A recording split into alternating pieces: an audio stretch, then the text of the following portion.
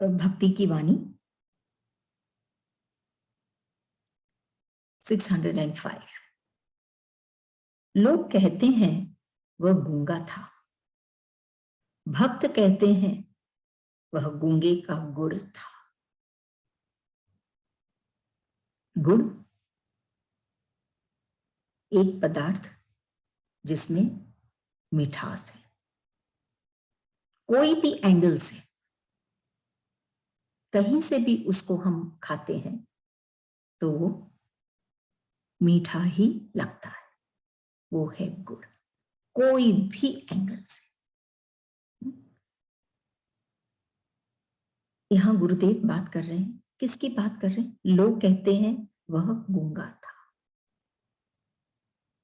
वह गूंगा था।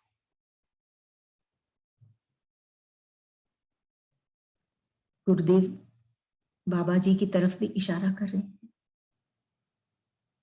और वैसे वो संत की बात हो रही है जिसको लोग समझते हैं कि वो गूंगा था। गूंगा था मतलब वो मुख से कुछ कह नहीं सकता था, कुछ कहता नहीं था कि ये ऐसे करो या वैसे करो। कोई भी चीज वो मुख से कुछ नहीं कहते थे, इसलिए लोग समझते थे वो गूंगा है। लेकिन वास्तव में एक भक्त जो होता है, जो उस संत के स्वरूप से जुड़ा है, न कि उसके रूप से। उसके हृदय के पास जब वो भक्त जहां वो रहता है, उसको क्या महसूस होती है कि नहीं, वो गूंगा नहीं था, वो गूंगे का गुड़ था। कि जब एक गूंगा जो अपने मुख से कुछ व्यक्त नहीं कर सकता है, जब वो गुड़ खाता है, वो जो मिठास है, उसका वो आनंद जो वो पाता है उसको खा के, उसको वो व्यक्त नहीं कर सकता है। मिठास है उस गुड़ में, मिठास है उस भक्त में। वो जुड़ता है उस मिठास से, ईश्वर के मिठास से, संत के मिठास से इतना जुड़ जाता है, लेकिन वो उस मिठास को व्यक्त नहीं कर पाता। जैसे एक गूंगा है, गूंगे के जैसे प्रतीक होता है,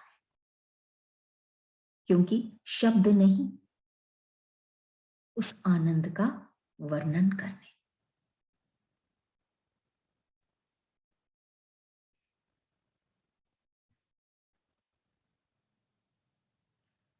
ईश्वर भी चैतन्य है, चैतन्य स्वरूप है, लेकिन उनका कोई रूप और नाम नहीं, नो फॉर्म। जीव भी चैतन्य है, लेकिन उसका नाम भी है और एक रूप भी है, एक फॉर्म भी है, लेकिन है दोनों चैतन्य। इसीलिए दोनों जुड़ जाते हैं। जब तक वो जीव उस नाम और फॉर्म से हटकर उसके उस चैतन्य रूप में नहीं समाएगा, तब तक वो उस चैतन्य ईश्वर से नहीं जुड़ पाएगा जो नाम और फॉर्म नहीं। हर एक में वो है।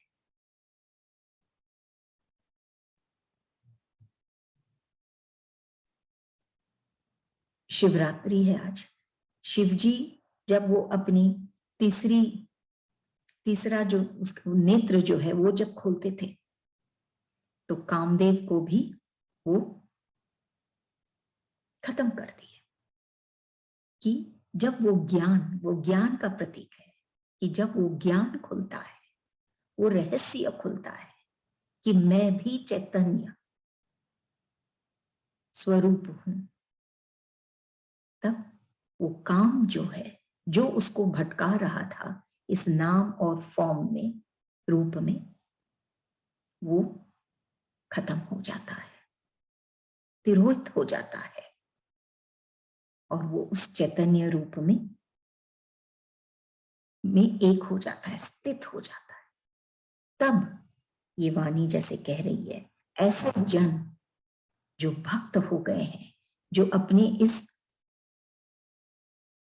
असली स्वरूप को जान गए हैं, न कि ये परिवर्तनशील रूप को, तब वो कहते हैं कि वो जो संत है वो गूंगे का गुड़ है। एक तो गुड़ है, वो मीठा है, हर हर क्षण जिंदगी के, हर पहलू जिंदगी के, हर वक्त वो सिर्फ मिठास देता है। एंड टू, जो उसको चखता है, जो उसको उसका जो आभास पाता है, वो एक गूंगे के जैसा हो जाता है कि वो उसको व्यक्त ही नहीं कर पाता है कि उसमें कितना मिठास है। गुरु के चरण में, गुरु के शरण में जो मिठास है उसको वो बयान नहीं कर पाता।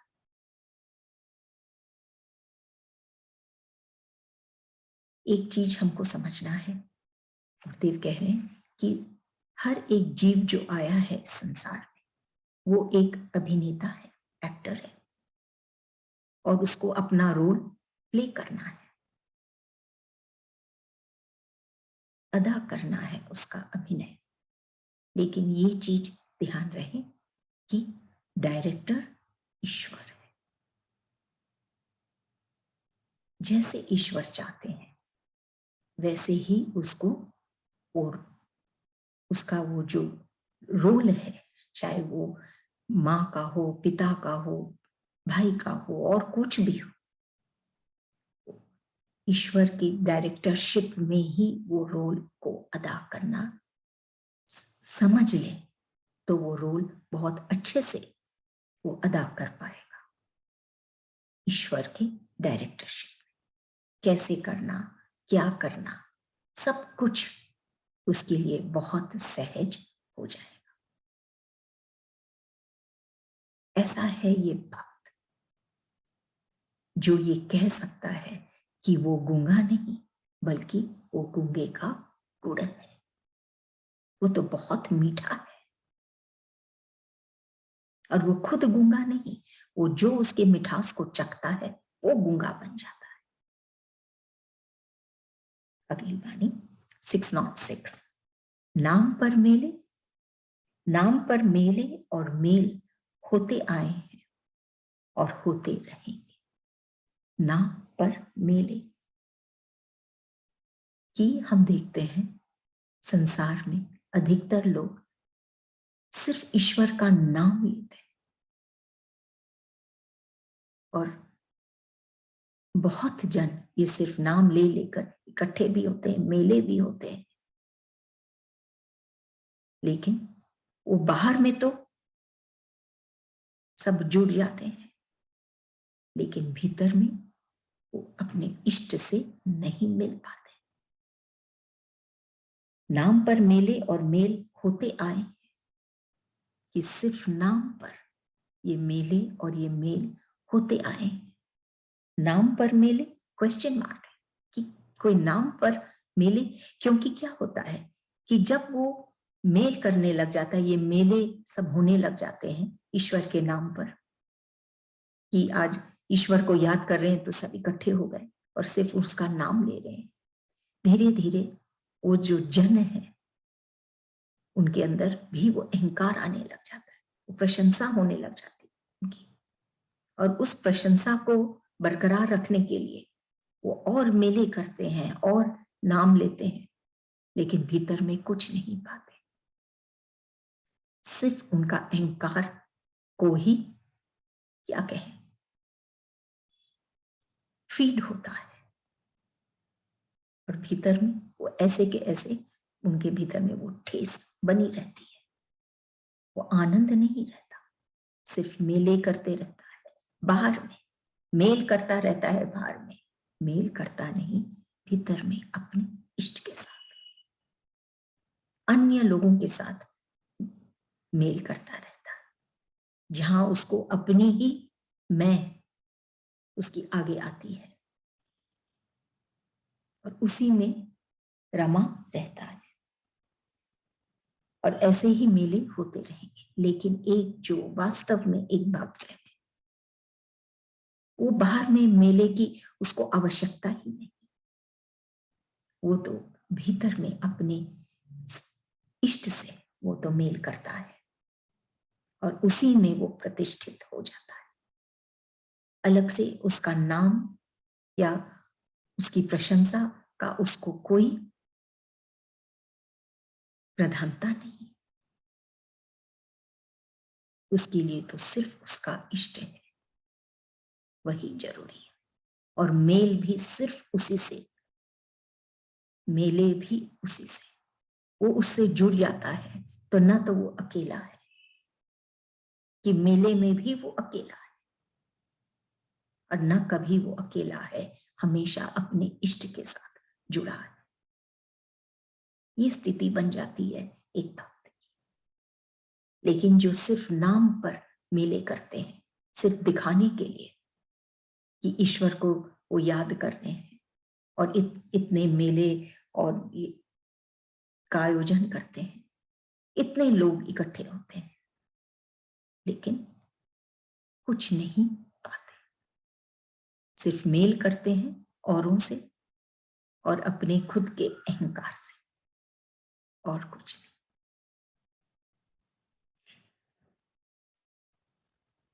जैसे गुरुदेव भी कहीं पे लिखे थे कि जब दुष्ट आते हैं तो कष्ट देते हैं।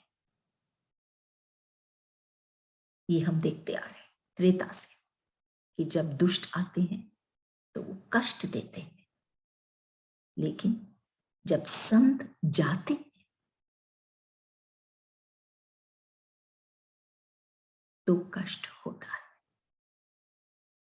जब संत रहते हैं तो ये सिर्फ बाहर के ये मेले नहीं, वो अंदर का मेल करवाते हैं ईश्वर से, जिसके साथ वो संत एक हो चुके हैं, जो ईश्वर रूप ही है। इसलिए जब वो चले जाते हैं इस संसार से तो बहुत कष्ट देते हैं लोगों को, भक्तों को। लेकिन जो उनके भाव से जुड़े, वो कनेक्शन ऑलरेडी वो संत क्रिएट कर जाते हैं जब वो अपने ईश्वर से जुड़ जाते हैं, और वो हमेशा फूल के जैसे खिले रहते हैं। अगली वाणी 607। फूल मुरझा न जाए, प्रेमाश्रु ही इसे सदा तर रखेंगे। फूल, जब तक फूल को जल नहीं मिलती उस पेड़ को या उस गाछ को, तब तक वो फूल नहीं खिल सकते, और नहीं तो शीघ्र ही मुरझा जाएगी। उत्तर हो जाता है तो वो खिला रहता है। फूल मुरझा न जाए, ये कौन से फूल की बात कर रहे हैं गुरुदेव? जो फूल हमारे भीतर में, हमारे हृदय में जो खिल रहे हैं, जो कमल खिल रहे हैं, और जो फूल खिल रहे हैं, हृदय कमल जो खिल रहा है, वो मुरझा न जाए, वो हमेशा तरोताजा रहे। ये हृदय का कमल, ऐसे भी कमल अद्भुत है कि कीचड़ में रहकर भी वो खिल पाता है। खिलता ही नहीं, इतना रस है उसमें कि वो सारे भंवरे भी उसके इर्द गिर्द ही घूमते रहते हैं।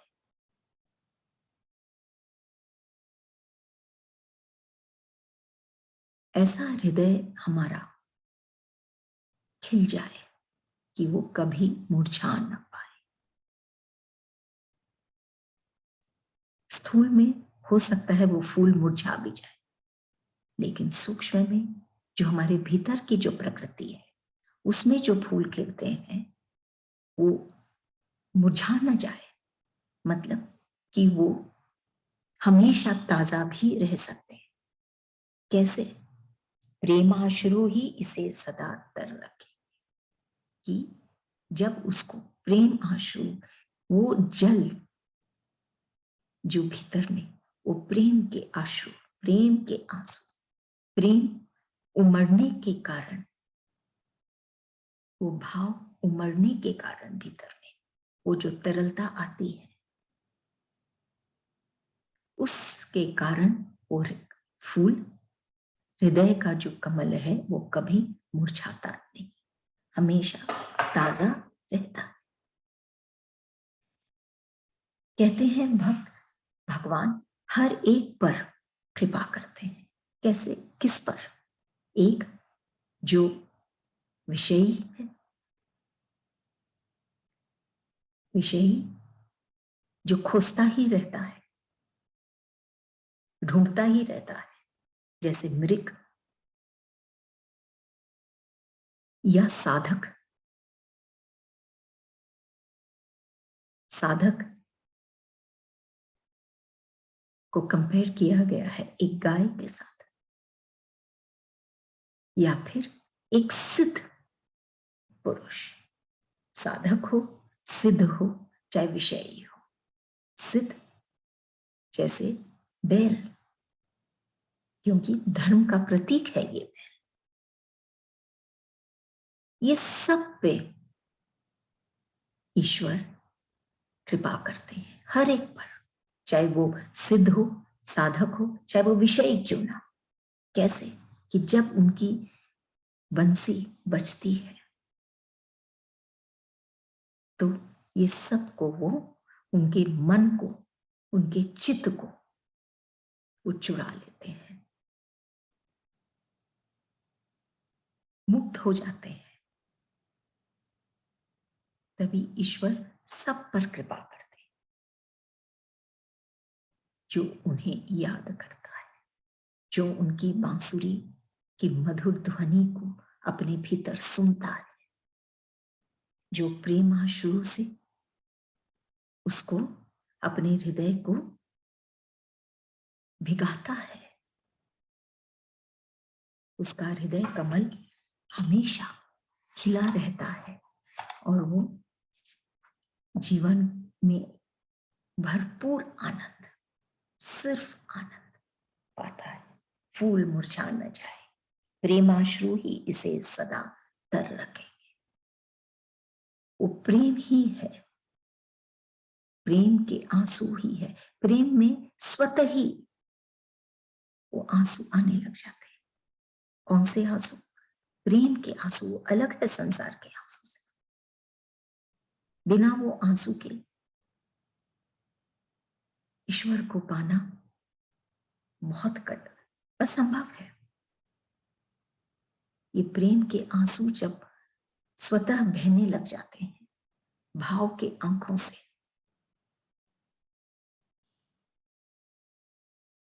तब उसका हृदय, ये सारी बातें भीतर की बात है। फूल जो भीतर में खिल रहा है, प्रेमाश्रु, वो आंसू जो भीतर में बह रहे हैं, तब हम देखते हैं, तब गुरुदेव कह रहे हैं वो फूल सदा तर रहेंगे, सदा खिले रहेंगे, जीवन पर्यंत तक वो फूल खिले रहेंगे, कभी मुरझाएंगे नहीं। मतलब वो भक्त कभी भी हताश निराश नहीं होता, हमेशा खिला रहता है। तो फूल मुरझा न जाए, प्रेम आश्रु ही इसे सदा तर रखेंगे। गुरुदेव एक ऐसे माली हैं जो हमारे भीतर की जो बगिया है उसको हमेशा रंगीन, खिला हुआ, महकता हुआ बनाए रखते हैं। कैसे? उनके प्रेम से। वो भक्त जब वो प्रेम पाता है तो वो जो अश्रु स्वतः ही बहने लग जाते हैं प्रेम के, कि वो तरोताजा बना रहता है। उसके भीतर की दुनिया बहुत सुंदर,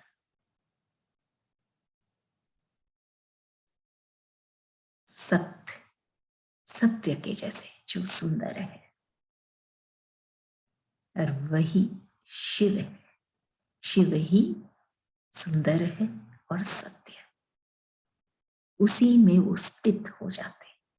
वो इस शिव का जो स्वरूप है उसमें वो स्थित हो जाता है। वो जीव से शिव के जैसे हमेशा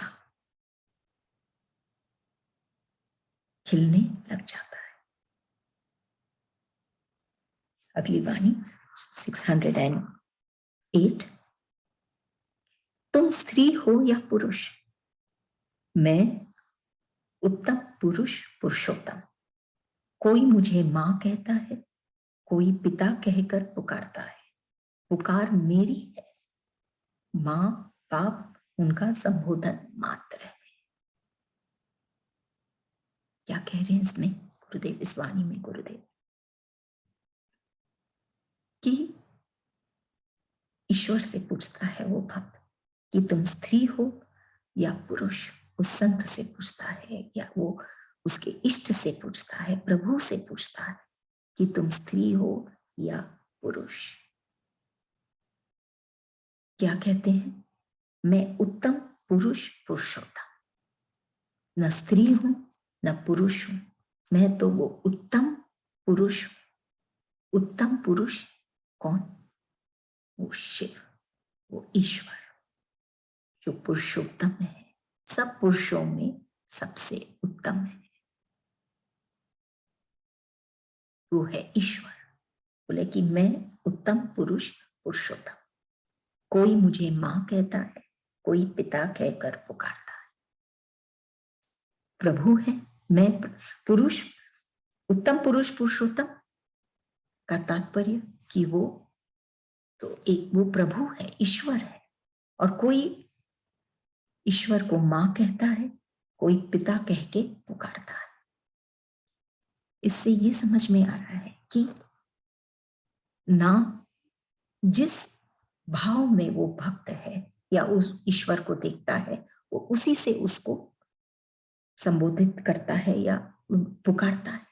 माँ के रूप में, पिता के रूप में, सखा के रूप में, कोई भी रूप में, वो उसी हिसाब से उसको ईश्वर को उसका संबोधन करता है। बोलते कि कोई मुझे माँ कहता है, कोई पिता कह के पुकारता है। पुकार मेरी है। ये मेरी कौन है? पुकार मेरी है। वो जो उसके भीतर में जो उसका स्वरूप है, जो वो है, उसका जो असली मैं है, जो वो है, उसी की पुकार है। और वो कौन है? वो प्रभु ही है। तो पुकार मेरी है, उस भक्त की है, उस संत की है जिसका मेल ईश्वर से हो चुका है, प्रभु से हो चुका है। पुकार उसकी है। माँ बाप तो संबोधन मात्र है कि वो तो सिर्फ माँ बाप एक संबोधन है कि उसके कौन से भाव से वो पुकार रहा है। तो वो माँ बाप तो सिर्फ एक संबोधन है, लेकिन उसके भीतर में जो बैठा ईश्वर है वही पुकारता है। तभी कहते हैं ना कि ये खेल कैसे खिला रहे हो कि उससे चलकर उसी तक पहुंचना है। ईश्वर से ही चलकर, बिना ईश्वर के हम एक कदम भी नहीं बढ़ा सकते। ईश्वर से, प्रभु से चलकर हमको अंत में प्रभु तक ही पहुंचना है। शुरू भी वहीं से किए, पहुंचना भी वहीं। बाकी ये सब तो संबोधन है बस, कि वो कभी मां लगते हैं, कभी पिता, लेकिन पुकार उस संत की है, उस प्रभु की है, उस चेतनता के लिए, उस भाव के लिए। उस भाव में जब वो पुकारता है तो पुकार उसकी है। माँ बाप उसका संबोधन मात्र है। वो पुकारता है, लेकिन वो माँ बाप सिर्फ खाली एक कैसे पुकारे, वो सिर्फ एक संबोधन के लिए माँ बाप कहता है, लेकिन वो पुकार रहा है उस ईश्वर को ही। और उसके भीतर में बैठे वो ईश्वर तत्व के चलते ही वो पुकार रहा है ईश्वर को ही। तब इसमें स्त्री पुरुष की कोई बात आती ही नहीं, ये भाव टू भाव की बात। वो तो उस पुरुष पुरुषोत्तम को पुकार रहा है जो सबसे उत्तम है, जो शाश्वत है, हमेशा था, है और रहेगा, अन्य पुरुष के जैसे नहीं। उसको वो पुकारता है और वो जो भीतर में जो पुकारता है वो भी वही पुरुषोत्तम है उसके भीतर में, जो पुरुषोत्तम को पुकार रहा है। रूप क्या है? अपने आप का एक प्रोजेक्शन है, प्रस्तुति है अपने आप की। और अरूप अपने आप का रिजेक्शन है। प्रोजेक्शन में वो बताता है, अपना नाम ये सब देता है, रूप आगे रखता है नेम एंड फॉर्म के साथ, लेकिन अरूप में उसका नाम और फॉर्म नहीं रहता है, वो रिजेक्शन है अपने आप का, खुद का, ये जो दिख रहा है उसका, इस शरीर का, वो है अरूप। और वो फिर क्या है? फिर है वो ईश्वर रूप। तो ये तुम स्त्री हो या पुरुष, मैं उत्तम पुरुष पुरुषोत्तम। ईश्वर से जब पूछा गया ये बात प्रभु से कि तुम स्त्री हो या पुरुष, वो मैं तो पुरुषोत्तम हूं, सब पुरुषों में सबसे उत्तम। क्यों? क्योंकि सत्य है, वही शाश्वत है। ये नहीं कि आज है कल नहीं है। ईश्वर ऐसे नहीं है। ईश्वर पुरुष पुरुषोत्तम है, हमेशा है। कोई मुझे मां कहता है, कोई पिता, वो हर एक भक्त की स्थिति के हिसाब से, कोई मां बुलाता है, कोई बाप, पिता, कोई और अलग संबोधन करता है। पुकार मेरी ही है, वो उस भक्त की है जो अपने इस स्वरूप में जैसे एक संत जीता है और पुकारता है अपने ही इष्ट को।